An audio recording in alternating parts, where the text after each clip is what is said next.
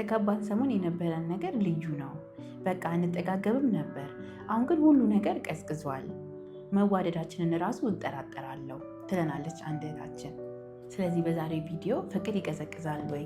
ትዳር ውስጥ ያለው ፍቅር ምን አይነት ፍቅር ነው? እንዴት ደግሞ ያን የቀዘቀዘውን ነገር መልሰን ትኩስ ማድረግ እንችላለን የሚሉትን ነገሮች እናያለን። እንዳያመልጣችሁ። ሰላም እንዴት ናችሁ? እንኳን ወደ ዩቲዩብ ቻናል በሰላም መጣችሁ። ስሜ ቤቴል ደረጃ ይባላል። በዚህ ቻናል ላይ የተለያዩ አስተማሪ፣ ጠቃሚ፣ ገንቢ ሀሳቦችን እናነሳለን። ዛሬ ደግሞ ባነበብኩላችሁ መሰረት የቀዘቀዘ ፍቅርን እንዴት ትኩስ ማድረግ እንችላለን፣ የምር ይቀዘቅዛል ወይ፣ የመጀመሪያዋ ስፓርክ ትጠፋለች ወይ የሚለውን ነገር የምንመልስበት ሰዓት ነው። ተከታተሉ።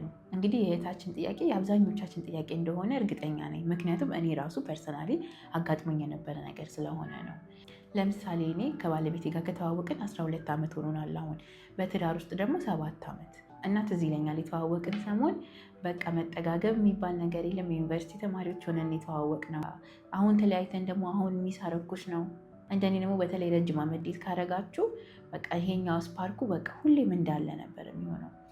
ግን ትዳር ውስጥ ከገባን በኋላ እውነት እንነጋገር እና ያ ነገር ይጠፋል፣ በቃ ይለመዳል። ምክንያቱም እንደዛ ምንሳሳለትን የምንወደውን ሰው እንላመዳለን። እሱም ደሴም ወይ መላመድ የሚባለው ነገር ይመጣል። መላመድ ሲመጣ ደግሞ እነዛ ኢሞሽኖች ስለሚጠፉ ብዙ ሰዎች ላይ ጥያቄ ይነሳል። በቃ ፍቅራችን ቀዘቀዘ እንዲህ፣ መዋደዳችን በቃ ቀረ እንዲህ የሚሉ በጣም ብዙ ሰዎች ይጠይቃሉ። ግን ስለቀረ አይደለም። አሁን የምነግራችሁ ነገር ፍቅራችሁ ስለቀዘቀዘ አይደለም፣ ግን ፎርሙን ስለቀየረ ነው። ብዙ ጊዜ እንደምናገረው ትዳር በፍቅር ይጀምራል፣ ከዛ ግን በውሳኔ ነው የሚቀጥለው። እያንዳንዱ የምንወስናት ውሳኔ ነው ትዳራው የምታስቀጥለው እንጂ መጀመሪያ ላይ የነበረችው ያቺ ስፓርኳ ያቺ በቃ ለመጠጋገቧ ምናምን አትኖርም ትዳሩ ከተጀመረ በኋላ። ከዛ በኋላ ግን ወስነን ከዛ ሰው ጋር በቃ ፎርኤቨር እስከምንሞት በሞት እስከምንለይ ድረስ ለመቀጠል ወስነን የምንጓዘው ጉዞ ነው። ስለዚህ ፎርሙን ነው የሚቀይለው እንጂ ፍቅሩ ቀዝቅዞ አይደለም። ነገር ግን ጀነራሊ ትዳር ውስጥ የተለያዩ አይነት ፍቅሮች አሉ እና ዛሬ ሶስቱም በዋነኝነት እናነሳለን እና ይሄ የቀዘቀዘውን ነገር ደግሞ የምር ሪፍሬሽ ማድረግ እንችላለን ነው የሚለውን ጥያቄ እንመልሳለን ማለት ነው። ስለዚህ መጀመሪያ የምናየው አጋፔ ፍቅር የምንለው ነው። አጋፔ ፍቅር ባል ሚስቱን እንዲወድበት የታዘዘው የፍቅር አይነት ነው። ይህ አጋፔ ፍቅር የምንለው መጽሐፍ ቅዱስም ላይ ካየነው ክርስቶስ ቤተክርስቲያንን የወደደበት ፍቅር ነው። ያም ደግሞ እስከ ሞት ድረስ የሆነ ነው እና ይህን አጋፔ ፍቅር ዲፋይን ሲያደርጉት ምን ይላሉ? አንኮንዲሽናል የሆነ ፍቅር ነው። በኮንዲሽን ላይ ወይም በቅድመ ሁኔታ ላይ ያልተመሰረተ። ከሚስት ወይም ከባለቤት የሆነ ኮንዲሽን አትጠብቅም። እንትን ስትሆኝ ብቻ ነው የምወድሽ፣ እንትን ካላረግሽ ግን አልወድሽም የሚል ፍቅር አይደለም። ባል በዋነኝነት ታዘዘ እንጂ በሁለቱም መካከል መኖር ያለበት ነው። ሚስትም ለባሏ በዛ ፍቅር መውደድ አለባት፣ ባልም ለሚስቱ በዛ ፍቅር መውደድ አለበት። ግን በዋነኝነት ባል ሚስቱን ይውደዳት የተባለው በዚህ ፍቅር አንኮንዲሽናል ነው።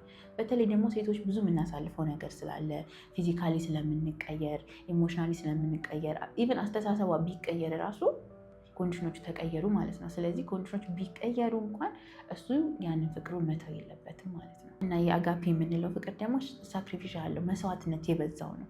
እስከ ሞት ድረስ ነው። አስቡት እንግዲህ እስከ ሞት ድረስ ነው መዋደድ ያለባቸው ባልና ሚስቶች። ስለዚህ ይሄኛው አይነት ፍቅር ሁሌም በትዳር ውስጥ የሚኖርና የሚቀጥል ነው።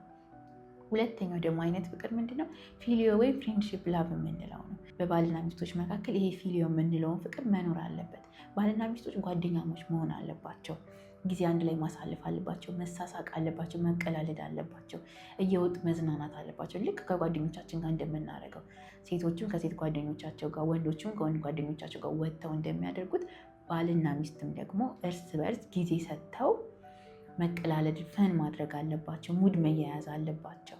ሲኖር ሞር ስፓርኩ እንዲቀጥልና እንዳይቀዘቅዝ ያደርገዋል ማለት ነው። በሶስተኛው ደግሞ ኤሮስ የምንለው አይነት ፍቅር ነው። ኤሮስ የምንለው ደግሞ ሮማንቲክ ላቭ ወይም ሴክሹዋል ላቭ የምንለው ማለት ነው። ይህ ፍቅርም በትዳር ውስጥ መኖር አለበት። ባልና ሚስቶች ሮማንቲክ የሆኑ ነገሮችን ማሳለፍ አለባቸው። ዴት መውጣት አለባቸው። በቃ ዴቲንግ አልፏል፣ አሁን ትዳር ውስጥ ገብተናል ብለው እየወጡ ራት መብላት፣ ጊዜ ማሳለፉን ማቆም አለባቸው ማለት አይደለም። ልጆች ስለመጡ ልጆች ስለተወለዱ አሁን አንድ ላይ የምናሳልፈው ጊዜ መኖር የለበትም ማለት አይደለም። በቃ they have to make time እንደምንም ብለው ወላጆቻቸውንም አስፈቅደው ቢሆን አስቸግረው ቢሆን ሰውን አስቸግረው ቢሆን የግል ፐርሰናል ታይም መኖር አለበት ለባልና ለሚስት ማለት ነው። ይህ ሮማንቲክ ላቭም ደግሞ ሁልጊዜ በትዳር ውስጥ የሚቆይ ፍቅር ነው። እነዚህ ሶስቱም አይነት ፍቅሮች ትዳር ውስጥ ያስፈልጋሉ። አሁን አንዱ ከጎደለ ለምሳሌ አጋፔ የሚባለው ፍቅር በትዳር ውስጥ ከሌለ በቃ ይቅር መባባል ይጠፋል። ሁሌ መጨቃጨቅና መነቋቆር ይሆናል። ሳክሪፊሻል ነው፣ ዋጋ መክፈል ነው ብለናል አይደለ? በቃ ፎርጊቭነስ የሚባለው ነገር ትዳር ውስጥ አይኖርም።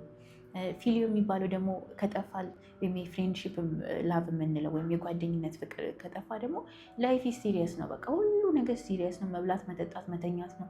መሳቅ የለ፣ ቤቱ ዝም ያለ ነው የሚሆነው እና ፈን አይኖረውም፣ ይሞታል ማለት ነው ያ ነገር።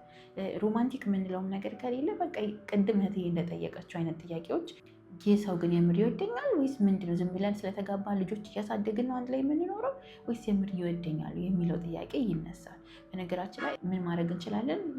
አሁን ሴቷ ምን ማድረግ ትችላለች? የባሏን ላቭ ላንጉጅ አውቃ። እሱ አሁን አክት ኦፍ ሰርቪስ ከሆነ 5 አይነት አሉ ይባላል አይደል? የፍቅር ቋንቋዎች። ለምሳሌ እሱ ሰርቪስ ሲደረግ ከሆነ የሚወደው እሷ ያን ነገር ታደርግለታለች ማለት ነው።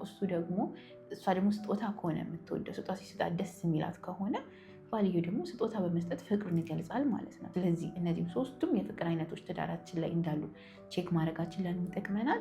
ወዴት እየሄደ እንዳለ የምር አላይቭ እንዲሆን ትዳሩ ይረዳናል ማለት ነው። ምንድነው ሁሌም እንደምንለው ኢንቴንሽናል መሆን አለብን።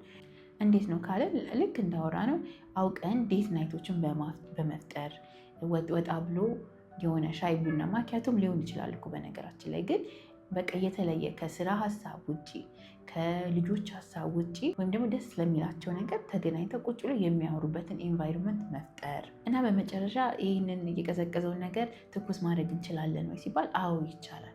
ስለዚህ በሚቀጥለው ቪዲዮ እስከምንገናኝ ሻሎም።